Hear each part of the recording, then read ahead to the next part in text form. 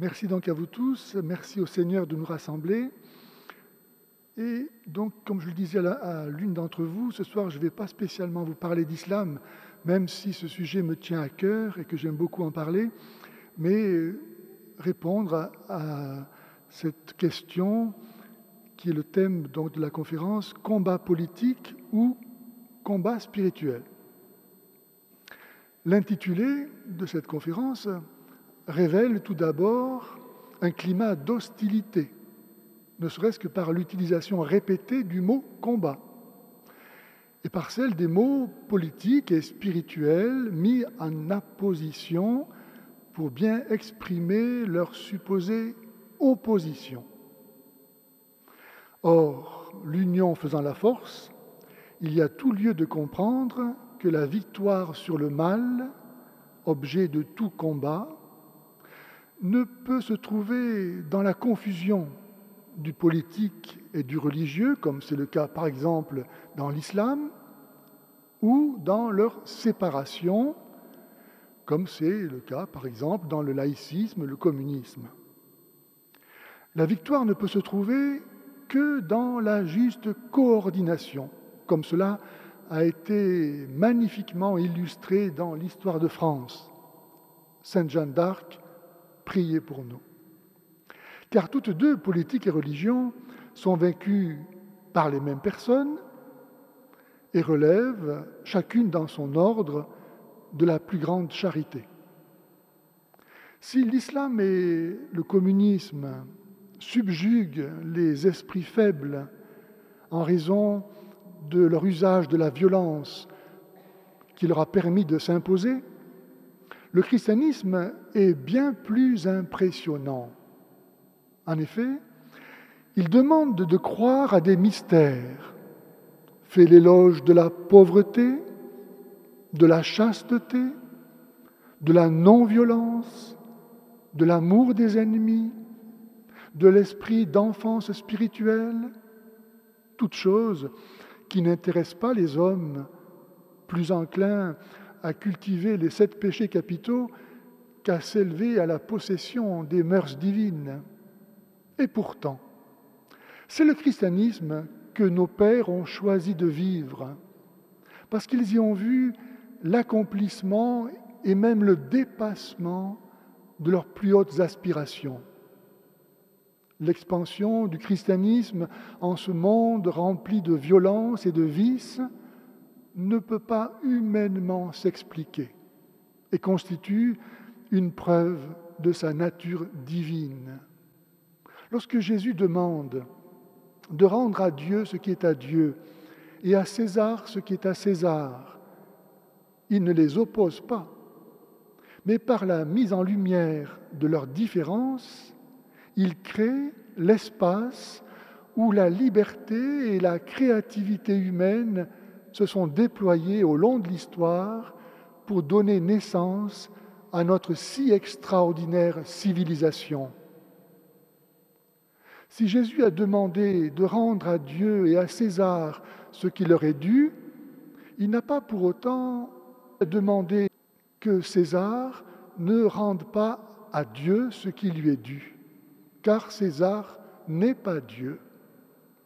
Or, depuis la Révolution française, c'est ce qui se passe. César ne veut pas rendre à Dieu ce qui lui est dû. Lorsque Jésus a distingué les deux, il a humanisé Dieu et dédivinisé César. César ne s'en est pas remis et aujourd'hui encore revendique un culte, une obéissance, en se faisant la source de la loi. Comment ne pas voir dans cette injustice une source majeure des malheurs dans lesquels nous nous enfonçons, nonobstant l'abrutissement généralisé et organisé qui en rend inconscient. Trouver la solution à un problème demande d'en découvrir la cause, l'origine. Or, combien d'hommes politiques proposent de conduire leurs semblables de façonner leur communauté, leur destinée, tout en ne sachant pas eux-mêmes où ils vont, incapables qu'ils sont de répondre aux graves questions inhérentes à la condition humaine. Qu'est-ce que l'homme? Qu'est-ce que le bien? D'où venons-nous? Où allons-nous? Pourquoi le mal? Comme dit le livre de l'Ecclésiaste, « Malheur à toi, pays dont le roi est un enfant, c'est-à-dire un ignorant, et dont les princes mangent dès le matin, c'est-à-dire vivent à crédit. » Pour Jean-Jacques Rousseau, par exemple, dont la réflexion a servi de Bible à tous les révolutionnaires, l'homme est bon, mais corrompu par la société, elle-même viciée par l'esprit de propriété. La République s'est bâtie sur ce mythe de l'état pré-civilisationnel du bon sauvage que la société pervertit. Mais comment a-t-elle pu choisir pour se fonder un discours hostile à la vie en société? Sinon, parce qu'elle a ignoré elle-même la finalité. Or, prévient Jésus, si un aveugle guide un autre aveugle, ils tomberont tous les deux dans un trou.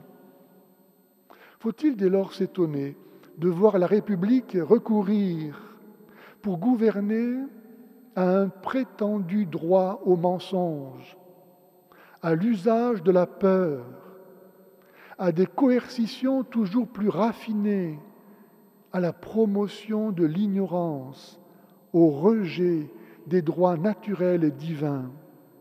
Ou encore, si avec Kant, on ne peut rien savoir de ce que sont les choses en elles-mêmes, réduits que nous serions à ne reconnaître d'elles que la projection de nos schémas mentaux. Comment prétendre agir dans la réalité? Ce déni de la capacité à connaître la vérité objective n'est-il pas la voie royale pour que règne, avec la confusion, le mal? Benoît XVI a magnifiquement rappelé à Paris en 2008 que c'est la confiance en la possibilité de connaître la vérité qui est au fondement de la civilisation occidentale. L'histoire nous apprend, comme le fait Michel de Gégère dans son dernier livre, Le cabinet des antiques, que ce qui a permis la création des nations est le fait que les familles qui les ont constituées, de même race, de même origine, étaient unies par le culte rendu au même Dieu, au point que ce qui leur a permis de durer a toujours été l'unité de religion. La pratique commune des mêmes cultes a fait naître des sentiments et des comportements communs. Le culte a engendré la culture, grâce à laquelle les hommes ont ensemble recherché le juste et le bien, et ont pu ainsi se développer. A contrario, lorsque les sociétés ont perdu l'unité de religion, elles se sont écroulées. Selon cette leçon, la spiritualité, ou plutôt la religion, étant fondatrice de la vie sociale, un pouvoir athée est donc contraire au bien commun.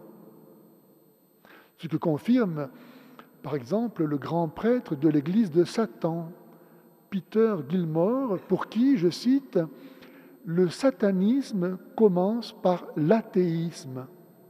Tout est indifférent. Il n'y a ni Dieu ni diable.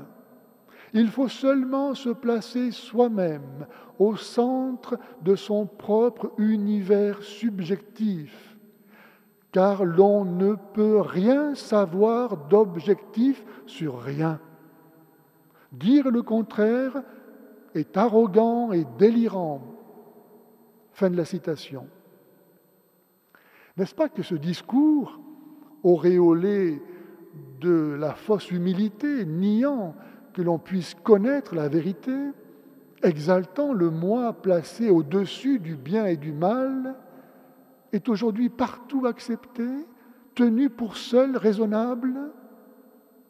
Les consciences sont devenues si faibles, faute de connaître la vérité, qu'elles ne peuvent plus supporter le poids de leurs responsabilités et préfèrent en être déchargées au prix de leur liberté.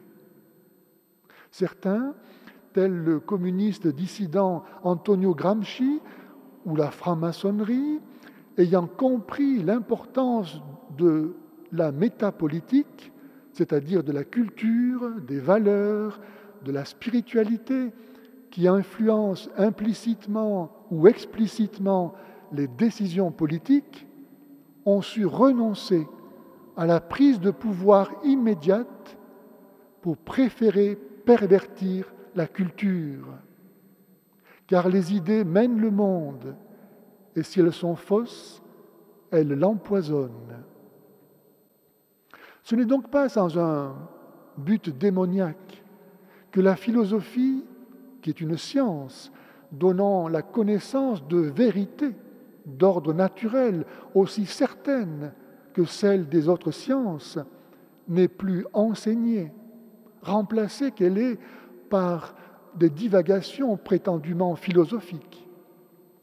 Sans le savoir qu'elle donne, il est en effet impossible d'accueillir la foi catholique. Je prends un exemple. Comment croire que Dieu nous a parlé si l'on n'est pas déjà convaincu qu'il existe? Or, prouver que Dieu existe est simple comme bonjour, du moins pour les humbles.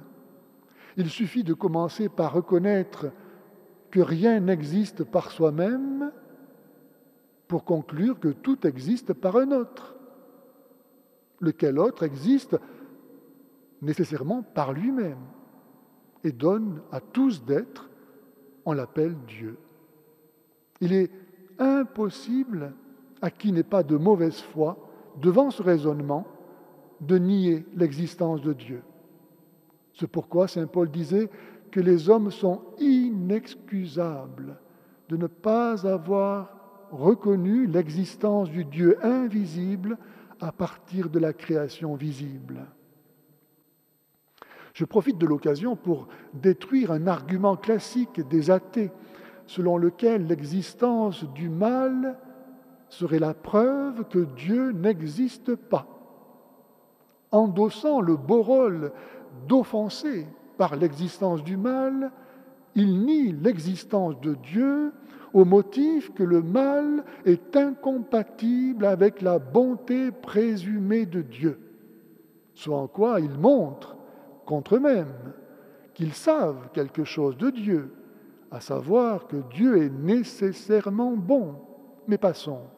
Dieu donc n'aurait pas dû créer le monde sachant qu'il allait y avoir du mal. Il aurait donc dû se soumettre au mal en renonçant à créer. Eh bien non, le vrai Dieu savait qu'il allait y avoir du mal et il a quand même créé. Autrement dit, le mal ne l'a pas empêché de créer. Dieu a été plus fort que le mal. Dieu, sachant qu'il allait y avoir du mal, a quand même créé parce qu'il savait aussi qu'il aurait le dernier mot. Et ce dernier mot, c'est Jésus-Christ, en qui on n'a jamais pu trouver le moindre mensonge, qui est resté fidèle jusqu'à la mort, par laquelle il a détruit la mort et le mal, et dont la résurrection nous a ouvert les portes de la vie éternelle. Comment les athées, prêchant l'idée que le mal doit être plus fort que le Créateur, ne se retrouveraient-ils pas en enfer? Bref, maîtriser de telles connaissances élémentaires est indispensable pour vacciner nos enfants contre les idéologies et les fausses religions, tel l'islam, qui est en fait un projet politique et des plus totalitaires qui soient, puisqu'il utilise jusqu'à l'idée même de Dieu, dont l'absoluité est propre à éblouir ou terroriser de braves gens désireux de rendre un culte à Dieu. La laïcité à la française est incapable de contenir l'islamisation de notre pays, puisque privée de Dieu, elle n'a rien à opposer à l'absolu d'Allah. Les musulmans ne sont pas assez fous pour échanger contre des vanités la possibilité que leur offre Allah d'échapper à son éternel enfer. L'islam, antichrist caractérisé, est un fléau de la justice divine pour châtier l'apostasie de notre société en lui rappelant que l'on ne se moque pas de Dieu. Mais quel malheur que cela ne soit pas le fait de chrétiens. Et qui va être capable de sauver cette situation? Qui, sinon la vérité? Parce que l'amour de la vérité est ce qui est proprement humain et donc capable d'unir tous les hommes. Vous ne verrez jamais un chien ou un bœuf s'asseoir au bord du chemin et se demander s'il pense vrai ou s'il pense faux, s'il fait bien ou s'il fait mal, pourquoi le monde est comme ça et pas autrement, pourquoi la mort, etc. C'est pourquoi ceux qui osent dire qu'il n'y a pas de vérité objective, universelle, sont les plus grands ennemis de l'humanité puisqu'ils lui dénient ce qui est proprement humain, la connaissance de la vérité. Sans vérité, il n'y a pas de jugement. Sans jugement, il n'y a pas de raison. Les bêtes n'ont pas de raison. On ne demande pas aux bêtes leur avis sur la façon de les traiter, de les piquer. On ne leur reconnaît pas de droit à l'objection de conscience. Quand un Jacques Chirac ou un Gérard Darmanin affirment qu'il n'y a pas de loi au-dessus des lois de la République, que font-ils sinon renier l'auteur des lois naturelles et divines et l'Église qui en est l'interprète autorisé au nom du Christ, vrai Dieu et vrai homme? Et pourquoi disent-ils une chose aussi monstrueuse, sinon pour être plus à l'aise, loin du regard de Dieu, la tête dans le sable, à édicter des lois injustes? Qui ne voit donc l'importance d'une autre autorité que politique pour garder celle-ci dans les limites du raisonnable? Et qui, plus que l'Église, au nom de la vérité transcendante et impartiale, et au nom de notre histoire, est à même de jouer ce rôle pour l'État? Car nul, ne pouvant être à la fois juge et partie, ne peut se défaire de la nécessité de rendre compte de ce qu'il fait à un autre que soi-même pour l'évaluer et pouvoir le dire. Et qui, plus que l'Église, doit pouvoir jouer ce rôle? Or, c'est à la démoniaque franc-maçonnerie qu'aujourd'hui l'État demande ce service. Mais à la différence des canards sauvages, les enfants du bon Dieu ne croient pas que le rejet de l'Église ait laissé sa place vide, un espace neutre. Cette prétendue neutralité de l'État vis-à-vis de toute religion n'est que le masque de la religion contre Dieu, de l'anti-religion. Je commente Tocqueville qui écrivait à ce sujet, je cite, « Je doute que l'homme puisse jamais supporter soit une complète indépendance religieuse, comme le prétendent ceux qui flétrissent la religion pour soi-disant promouvoir la spiritualité, ou ceux qui idolâtrent leur religion, soit une entière liberté politique, c'est-à-dire affranchie de toute référence religieuse. Et je suis porté à penser, dit-il, que s'il n'a pas de foi, il faut que l'homme serve. Et donc, qu'il le veuille ou non, qu'il soit esclave. Et s'il est libre, qu'il croit. Et pourquoi cela? Sinon, parce que l'amour de la vérité conduit à Jésus-Christ, qui a dit « Si vous gardez ma parole, vous connaîtrez la vérité, et la vérité vous libérera. » Les lâches ont beau avec Pilate demander qu'est-ce que la vérité et condamner à mort l'innocent, ils ne peuvent retirer de l'histoire cette parole que seul Jésus a osé prononcer « Je suis la vérité ».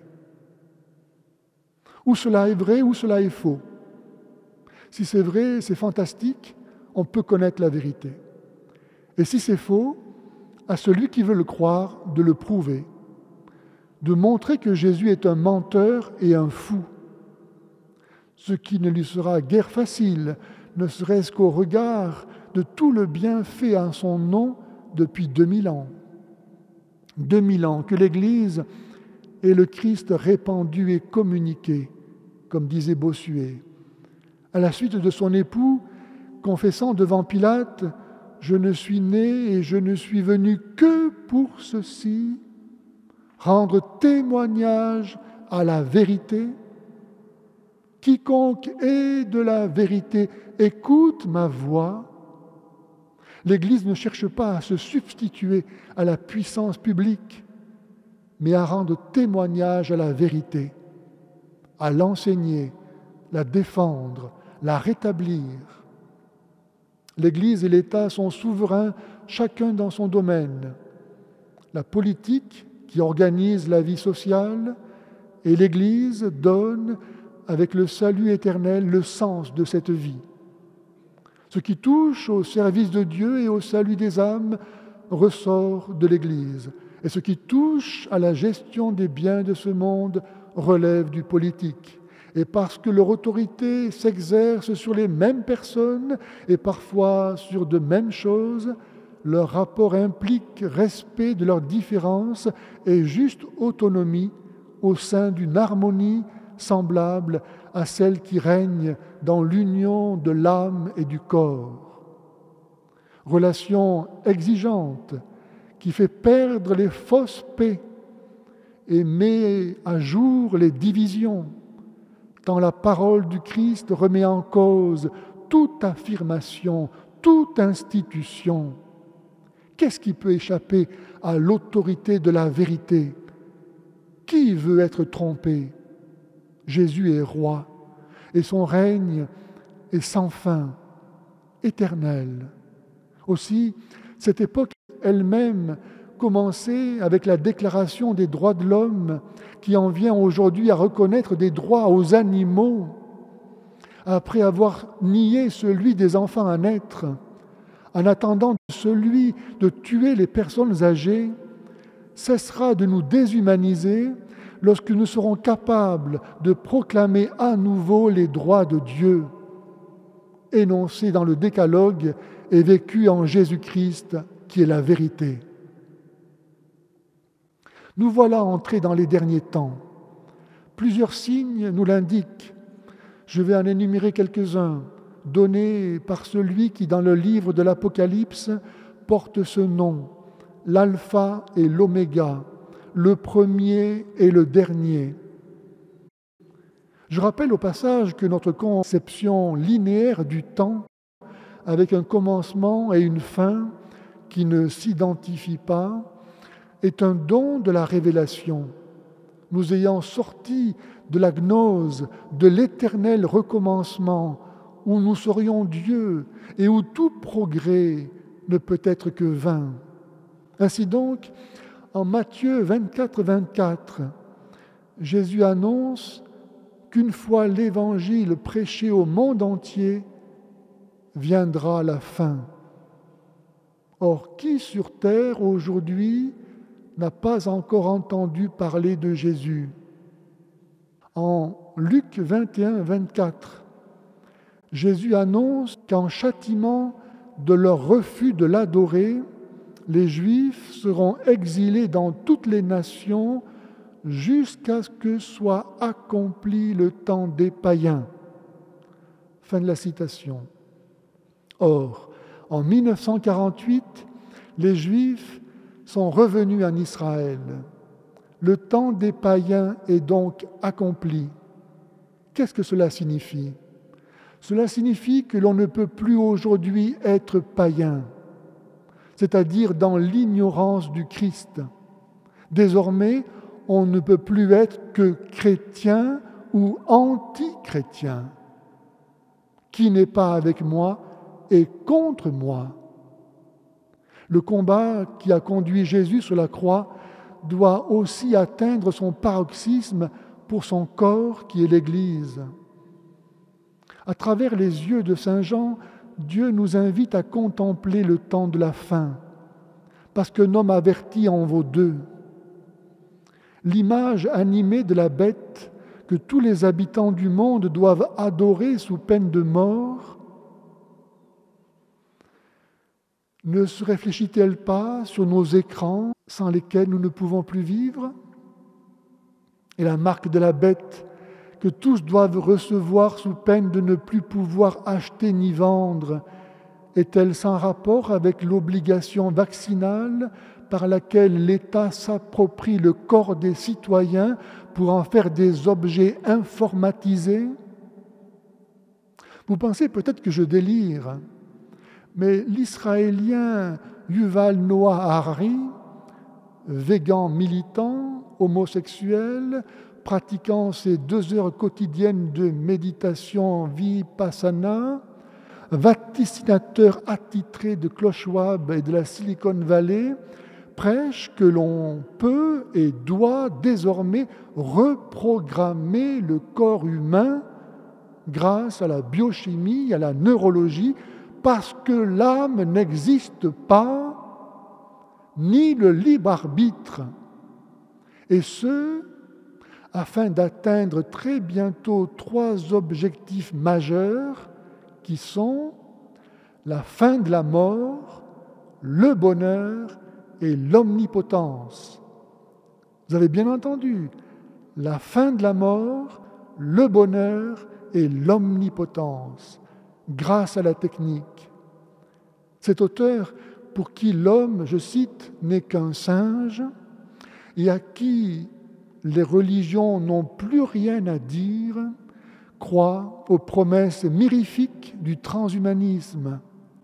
Mais celui qui a reçu la vie éternelle, de par sa communion au Christ, est à l'abri de la tentation de l'orgueilleux Satan, qui souffla déjà à Ève « Vous serez comme des dieux ».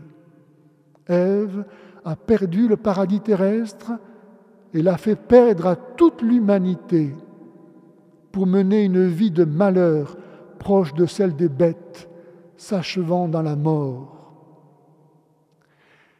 Il n'y a donc que 2 solutions pour atteindre le but du politique, qui est d'organiser une multitude de volontés diverses, soit les soumettre par la peur et l'ignorance, soit rendre un culte personnel et public au Christ pour qu'il règne sur la terre comme au ciel. Sa grâce et sa paix soient avec vous.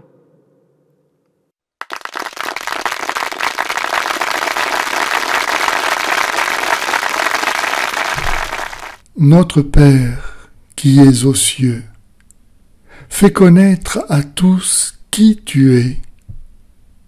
Que ton règne vienne sur la terre comme au ciel.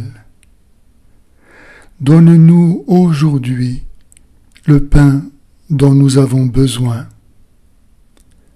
Pardonne-nous nos torts envers toi, comme nous-mêmes nous avons pardonné à ceux qui avaient des torts envers nous. Et ne nous laisse pas entrer en tentation, mais délivre-nous du mauvais.